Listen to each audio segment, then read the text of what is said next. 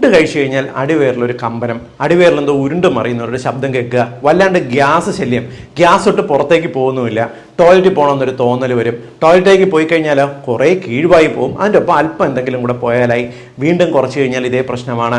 പലപ്പോഴും hotel food ദിവസവും കഴിച്ച് ജീവിക്കുന്ന ആൾക്കാരിലും ഫാസ്റ്റ് ഫുഡ്സ് കഴിക്കുന്നവരിലും വളരെ കോമൺ ആയിട്ട് കാണുന്ന ഒരു പ്രശ്നമാണിത്. കാരണം കുടലിൻ്റെ അബ്സോർപ്ഷനിൽ വരുന്ന വ്യത്യാസവും പലപ്പോഴും അമിതമായി ഗ്യാസ് ശല്യം ഉണ്ടാക്കാറുണ്ട്.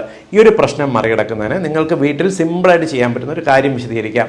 കറിവേപ്പില ഇല്ലേ, കറിവേപ്പില നിങ്ങളൊരു 5 ഇല നന്നായിട്ട്, ഇപ്പോൾ വീട്ടിലുള്ള കറിവേപ്പില ആണെങ്കിൽ വളരെ നല്ലത്, 5 ഇല പറിച്ച് നിങ്ങൾ കല്ലിൽ ചെറുതായിട്ടൊന്ന് അരച്ചത്, നിങ്ങൾ മിക്സറിൽ എടുക്കുകയാണെങ്കിൽ അത് ശരിക്കും ഗ്രൈൻഡ് ചെയ്ത് വരത്തില്ല, കല്ലിൽ ചെറുതായിട്ട് അരച്ചതിന് ശേഷം സ്പൂണിൽ കോരി കഴിക്കുക.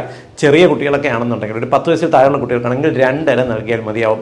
ദിവസവും ഒരു നേരം, അത് വെറും വയറ്റ് വേണമെന്ന് നിർബന്ധമൊന്നുമില്ല, ഒരു നേരം നിങ്ങൾ ഈ 5 ഇല അരച്ചത് കഴിച്ചു നോക്കി വയറിൻ്റെ ഒരു പ്രശ്നം ഗണ്യമായിട്ട് കുറയുന്നതാണ്. ഒന്ന് ഷെയർ ചെയ്തോളൂ കേട്ടോ.